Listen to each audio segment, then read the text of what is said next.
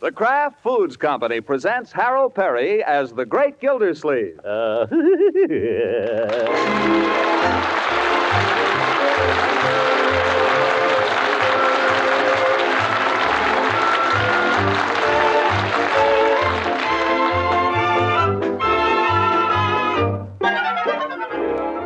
The Great Gildersleeve is brought to you by the Kraft Foods Company, makers of Parquet Margarine. Every day, millions of women all over America serve Kraft's Parquet Margarine because it tastes so good. Don't delay, get it today. You'll say hooray for Kraft's Parquet, Parquet, Parquet. Parquet Margarine, Parkay, it's wonderful.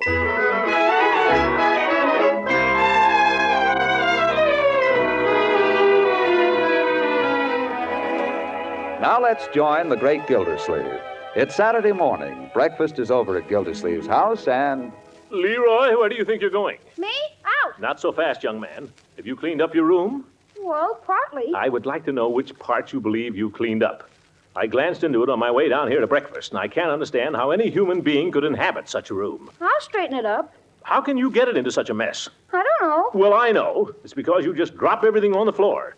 Take off your clothes, drop them on the floor, finish the paper, drop it on the floor, books on the floor, papers on the floor, towels on the floor. Who's... Oh, hello, Ben. Hi, Mr. Gildersleeve. Well, I didn't see you sitting there. Sorry we have to go through these little domestic affairs. Oh, that's okay. We understand each other, do we, Leroy? I guess so. What's Ben doing here? Waiting for Marge. Oh. Well, get started on your room. Okay. Then can I go out? Have you practiced the piano? I'll do it this afternoon. This morning, Leroy, while we're fresh. Oh, for corn's sake. It'll be afternoon before I can play at all. We go through this every week, my boy. I should think you'd learn. Now get at it. Gosh, Saturday's getting to be the worst day of the whole week. Boys. Well, Ben, haven't seen you in quite a while. Good to see you. Where you been keeping yourself? Oh, I don't know. It's that darn job, I guess. Takes up a lot of time. I suppose so. Wonder if you'll pardon me. I gotta make a phone call. Just make yourself at home here. Sure. Where the dickens is Marjorie, I wonder? Ben shouldn't be just sitting around like that. You're using the phone, Mr. Gildersleeve? I thought I'd order the roast for tomorrow. I'll be through in just a minute, Bertie. Yes, I'll wait. You needn't wait, Bertie. I'll call you and... Hello? I'll call you, Bertie. Okay, Mr. Gildersleeve. You let me know. Hello? Is Miss Piper there, please? Well, I'll call her later. Yes, this is Mr. Gildersleeve. Hello, Dr. Needham. How are you? I didn't recognize your voice. Well, I wanted to talk to Miss Piper about Leroy's piano lessons. But I can call her some other time. Sorry to bother you. You bet, Doctor. Goodbye. All right, Bertie, come and get it. Yes, I'll be right there. Oh, Ben. Oh, yeah. Let's see, you're waiting for Marjorie? Yes, sir. Thought you might like to jump in the car and drive down to Beesmeyer's with me. Got to pick up a tire. Oh, yes. Had a flat. They're putting in a boot. Boot. Oh, yes. Well, did Marjorie... Oh, she has some stuff she has to finish, she said. I'm just waiting. I see. Well, who's that? Excuse me. Well, good morning, Gildy. Hello, Judge. What's on your mind? Come in. Hang up your chair and take a hat. My friend, I've been working for you like a dog the last half hour. Working? For me? What are you talking about? Why in the name of heaven didn't you meet Leela Ransom's train this morning? Train? By George, I forgot all about it. Did you meet her? Certainly I met her. She's a client of mine. You're going to have some explaining to do, Gildy, if you want to get back in her good graces. You needn't raise your voice, Judge. Oh. Didn't see you there, Ben. Hi, Judge. Hi. If I were you, Gildy, I'd run right over there now and start apologizing. Tell her that you were tied up or something. I forgot, Judge. I told you that. Forgot? You've got that young woman on your mind. Ben, I wonder if you'd mind. The judge and I have something confidential to do. Would you mind sitting in the dining room for a few minutes? No, that's okay. I'll sit anywhere. What were you starting to say, Judge? Gildy, I'm a good friend of yours. I hesitate to speak about such a personal matter. You didn't hesitate just now. Come on, say it. I dare you to say it. Gildy, that's not the spirit. As I say, I'm bringing this up as a friend. Now, you and this Piper girl... Stop! I'll not have her referred to as this Piper girl. In fact, I'd take it as a personal favor if you'd refrain from mentioning the lady's name at all. Very well. The fact remains that you're making a fool of yourself, Gildy. The whole town's talking about you and Leroy's music teacher. That's ridiculous. I've hardly seen the girl. And besides, well, our whole relationship is something you couldn't possibly understand. A peculiar and unique relationship. Is that it? No. It's just beautiful, that's all. Just so happens she's a very fine pianist. Well, to me and to all the other decent people in town, it's just an old fool chasing after a child. Kindly leave my house, Mr. Hooker, immediately. I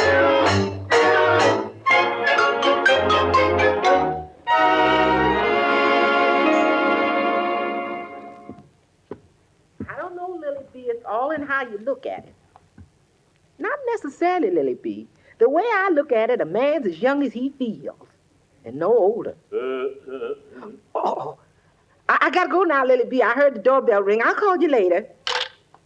Bertie, Yes, sir. are you talking about me? No, sir. I didn't think you were.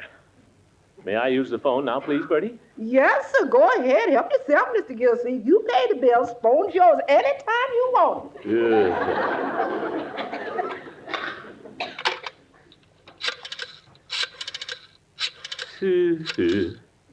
I wonder who Bertie was talking about. Well, she couldn't possibly have heard. Hello, is Miss Piper there? Well, never mind, Yes, this is Mr. Gildersleeve. Hello, Dr. Needham. Terribly sorry to keep bothering you this way. Well, no, Doctor, don't bother. I'll call her again. You bet. Goodbye. How does he recognize my voice every time? Darn it, makes a fella feel, I don't know, it's like you could see over the telephone. Ben, you still here? Yes, sir. I'm still here. Hi, George, I had no idea. Marjorie must... Well, I'll call her. Hey, don't rush here, Mr. Gildersleeve. I got all day. Nonsense. Marjorie, come down here at once. Gosh, Mr. Gildersleeve, you're liable to make her sore. You don't have My dear boy, no young lady has any excuse to keep a young man waiting for 3 hours. Ye gods. Did you call me, Unky? Indeed. Poor Ben's been sitting here for hours waiting for you to go somewhere. What's the idea? Oh, is he still here?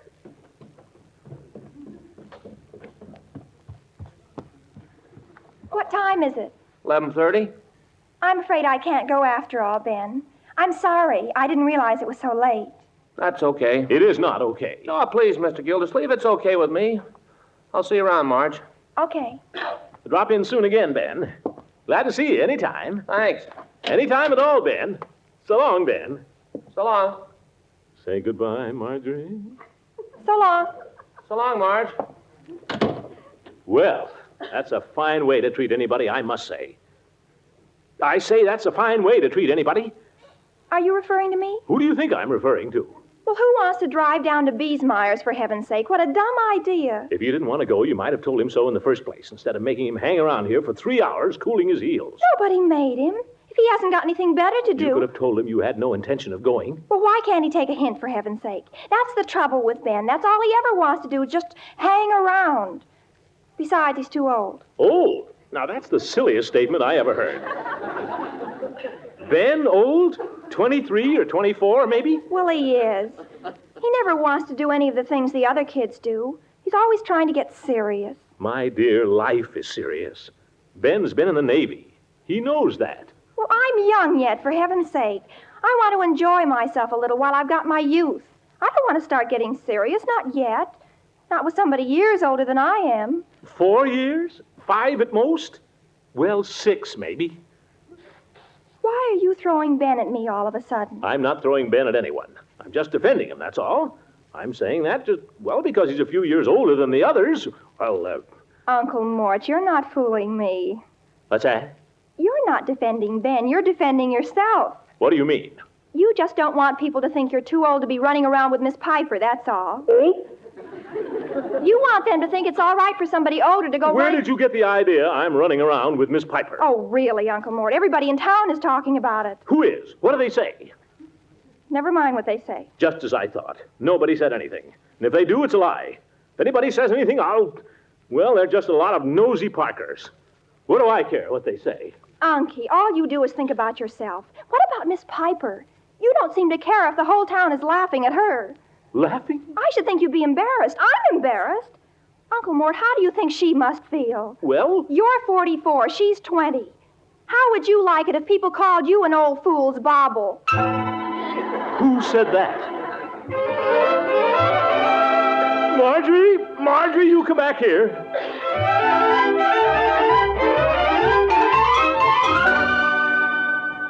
She's right. I never thought of it that way. An old fool's bauble. They can't say that about her. She's fine. She's good. She has her whole life before her. Well, her happiness is everything. Mine is nothing. It's her happiness that counts. By George, I've got a good mind to call her right up and tell her so. No, that's not the way. That can only lead to heartache. Face it, old man. You've got to give her up. Bravely, unselfishly. You've got to give her up, and she must never know. Never know how much you loved her. It's a far, far better thing I do than I have ever done before. Who said that? I don't know who said it, but I know how he felt.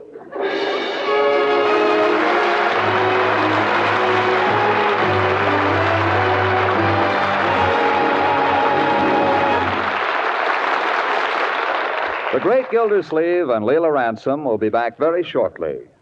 Now we want you to meet the town grocer, Sam Loudley, known to all as Silent Sam. Bread? Coffee? Anything else, Mrs. Keith? Oh, yes, I want a pound of Kraft's Parquet margarine. Parquet. That's my customer's favorite spread for bread. I knew a lady who wouldn't use any other spread. Mrs. Wackenback, her name was. Used to hunt moose. Loved to run after them and then trip them. Please, Mr. Loudley, I'm in a hurry. 1 pound of Kraft's Parquet margarine. Coming right up. Say, do you know that 1 pound of Kraft's Parquet margarine contains 15,000 units of vitamin A? I knew a strong man in a circus. Used to wear leopard skin tights. Used to catch his own leopards, too. Used to chase them into a cave. Never did come out of that last cave. Look, Mr. Loudley, I want 1 pound of Kraft's Parquet margarine. Of course. Quality product, Parquet. Certainly do get a lot for your money. You know, my brother-in-law, big tall fella, always wears hip boots. Funny thing about that, he lives in constant fear of floods. Always wears hip boots. I want some Parquet margarine. And I don't blame you. Parquet is a favorite spread for bread. Flavor fresh and sweet. There's nothing like it. As I was saying to Selmer Vickle. Please, just give me my pound of Kraft's Parquet margarine. Right here it is, lady. Kraft's Parquet margarine. Millions prefer it. Everybody loves it. Even Mrs. Shookless, the lady. Don't delay, get it today.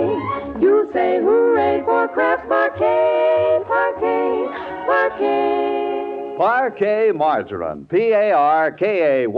It's wonderful.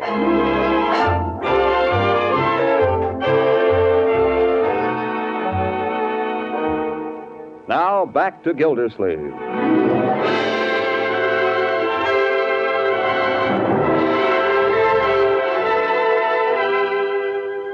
Poor Gildersleeve, victim of a tragic love, a love he cannot declare, a love that can never be. For the first time, he has to face this simple truth.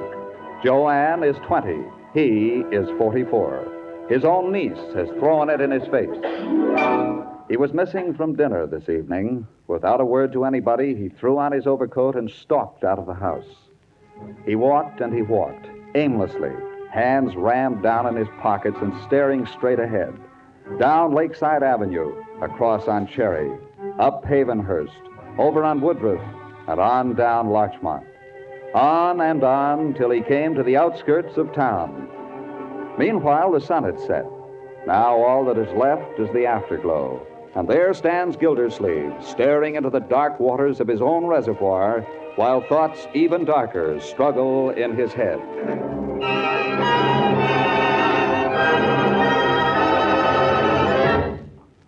No, that would be the coward's way out. And besides, it's cold. No, Gildersleeve, you'll just have to face it. Life must go on. Be brave, old boy. Be gay. She must never know. No one must ever know. Well, what the heck? Hey, hey.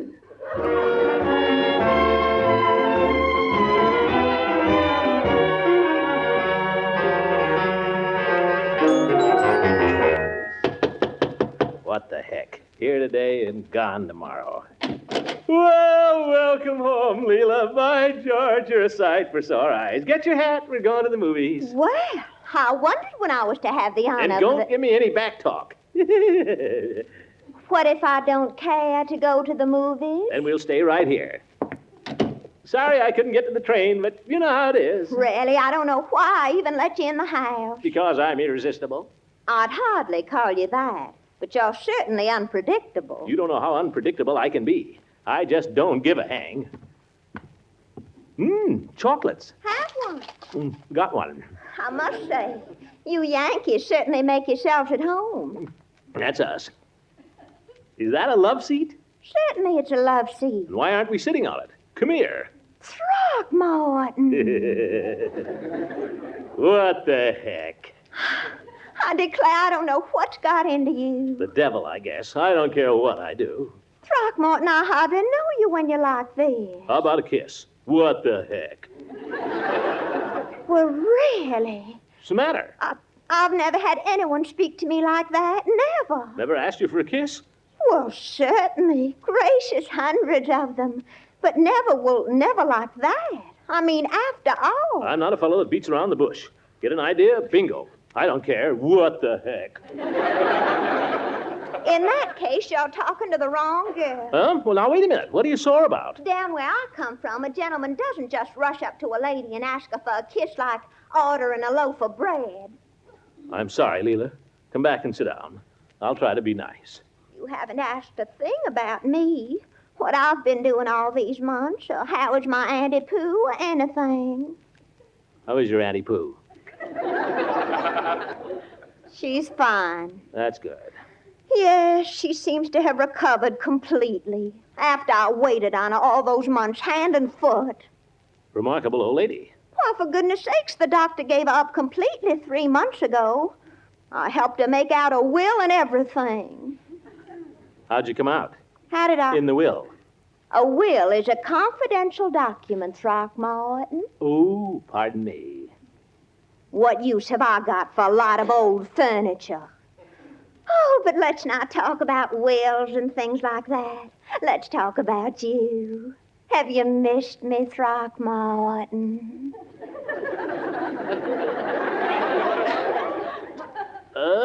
Yes, I have. Oh, I'll bet you're just saying that. I'll bet you've had dozens of girls since I left. Nope, been too busy. One man? I'd rather you had dozens than just one. By the way, how is Eve Goodwin? Haven't seen Eve Goodwin in a month, and that's a fact. Really? She's so nice.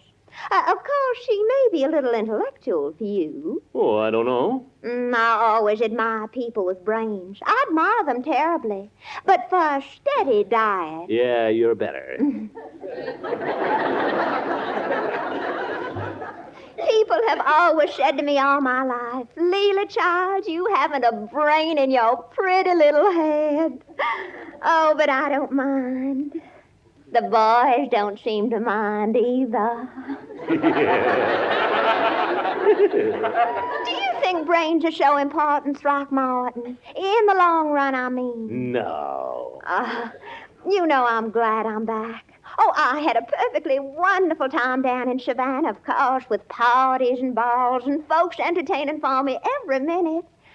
But I don't know. All the time I was down there, I kept thinking of the good times I used to have up here, mostly with you. Uh-huh. Well, The long conversations we used to have in the evening, and then the evenings without any conversation.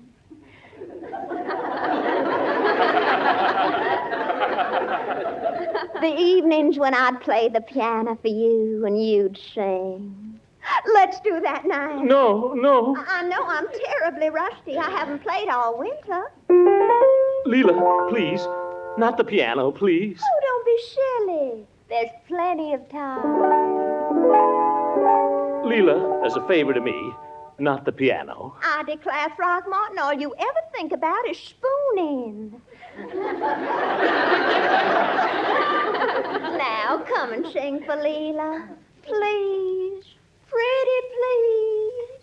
Why does she do this to me? Throckmorton, please. For Leela. Just when I was trying to forget. Oh, be a good boy now. Please. Well, give me strength. That's a darling. Now, sing pretty for Leela.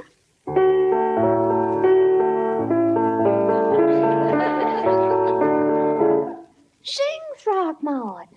To me of love, and say what I'm longing to hear. Tender words of love,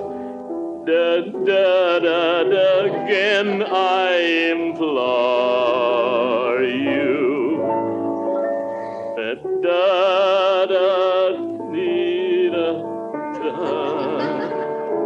I've forgotten the words, Leela. Forgotten? What's wrong, Throckmorton? There's something on your mind. Tell Leela. I've got to tell somebody. You can tell Leela. Well, let's go over here and sit down. Mm-hmm. I'll just sit on the rug here so you can talk to me. I like sitting on the rug anyway. Now. Leela. I love sharing confidences, don't you? Well, go ahead, Throckmorton. Leela, do you think it's possible for two people to be happily married when one of Oh, them... I do, Throckmorton, definitely. Wait till you hear, Leela. I haven't told you yet. Oh. Well, I'm listening. What I mean is, do you think it's a mistake, Leela? Do you think there's any hope for a marriage of May and September? May and September? Well, October. In other words, do you think a few years' difference in age is important? I'm asking you as a woman. I'm glad you asked me, Throckmorton, because I'll tell you how I feel about that. No, I don't think it's important. You don't? It doesn't matter if a man is older. The important thing is whether he really loves her. Oh, there's no question about that. Why, sometimes it's actually an advantage if the man is older. You really think so? Well, it means he's apt to be, well, kinder and more experienced. He's able to protect her better. That's right. I never thought of that. And that's not all. Why, I don't know any woman who doesn't find older men more fascinating than young ones who don't know anything. Young whippersnappers. Exactly. Oh, they may be fun to dance with and all that. Gracious, I had a flock of them around me all the time I was in Savannah. And they were just as sweet as they could be. Just darlings, every one of them. But I don't know. There's something about a man after he starts to turn gray at the temples. But you're always hearing people say when a man marries someone who's, well, younger than himself, that... Throckmorton, the world is full of people who are always minding other people's business. What does it matter what they say? Yeah, what do they know? What does it matter what people think? It's love that counts. You said it. Love can conquer anything. What a few years. Leela, you're a good kid.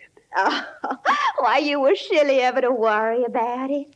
Gracious, if I'd had the slightest idea... You've given me new hope, that's what. Yes, by George, I'm not so old. I've still got some big years left. Plenty of them. Why, of course. What's more, I haven't got much use for any man who would let public opinion stand in the way of a girl's happiness. Just because she happened to be a little young. Is that her fault? Is that any reason to condemn her? Throckmorton, there's a little confession I could make, if it would be any comfort to you. What's that?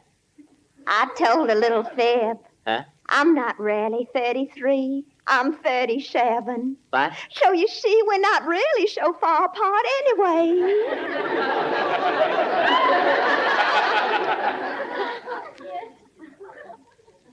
Leela? Yes, Throckmorton. I'll see you later.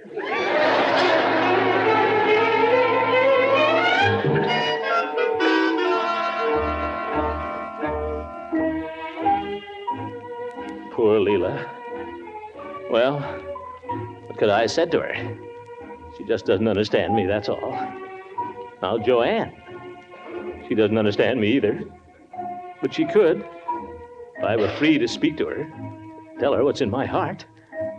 Well, why shouldn't I? What am I afraid of, for goodness sake? Dr. Needham? Ha! I'll march right over there and I'll say to him, Dr. Needham, I'm in love with your house guest. She's 20 and I'm 44. What do you want to make of it? I guess he won't know what to say to that.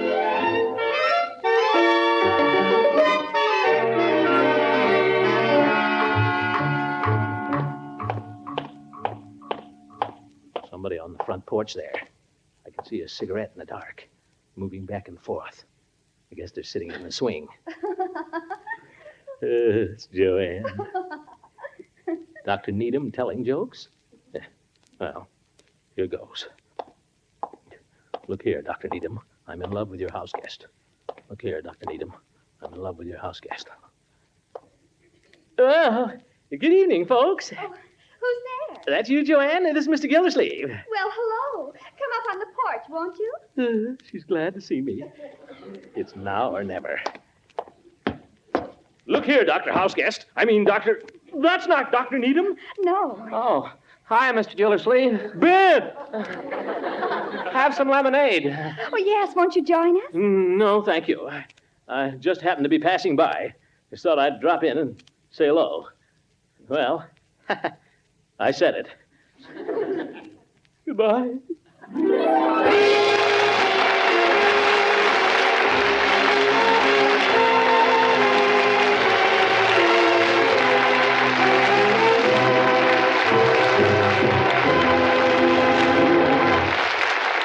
The Great Gildersleeve will be back again after this short message from Kraft. Every day, millions of women all over America serve Kraft's Parquet margarine because it tastes so good. Try it soon. Discover for yourself how good Parquet tastes when you spread it on bread, toast, and rolls. See if you don't prefer Parquet margarine's fine, fresh flavor to any other brand, as millions do. Look first for the margarine of Kraft quality. Parquet margarine made by Kraft. Don't delay, get it today. You say hooray for Kraft Parquet, Parquet, Parquet. Parquet margarine, Parkay. It's wonderful.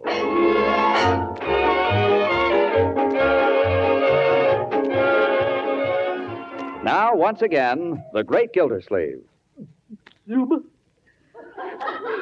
He seems to be so overcome with emotion that he is unable to speak, but he'll be back again next week.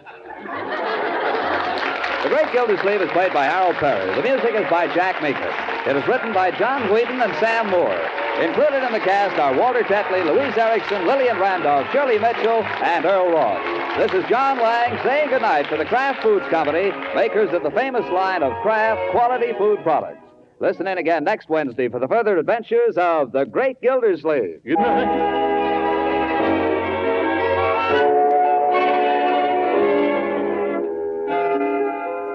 And now here's another Kraft quality food product that's sure to add zest to your meals and lunches. It's Kraft Salad Mustard, tempting golden salad mustard prepared to Kraft's own special recipe. You can use creamy Kraft salad mustard in all sorts of appetizing ways, blended zestfully into sauces, salads, and fillings for deviled eggs, or as a tasty spread for sandwich meats. If you like sharper flavor, try this other variety, the popular Kraft mustard with snappy horseradish added. Look for and buy both of these delicious Kraft mustards in your food store tomorrow.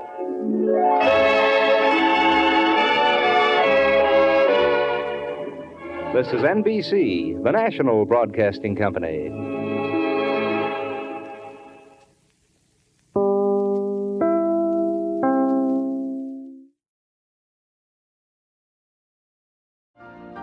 You've been listening to the OTR Gold Network. Find more classic radio at otrgold.com.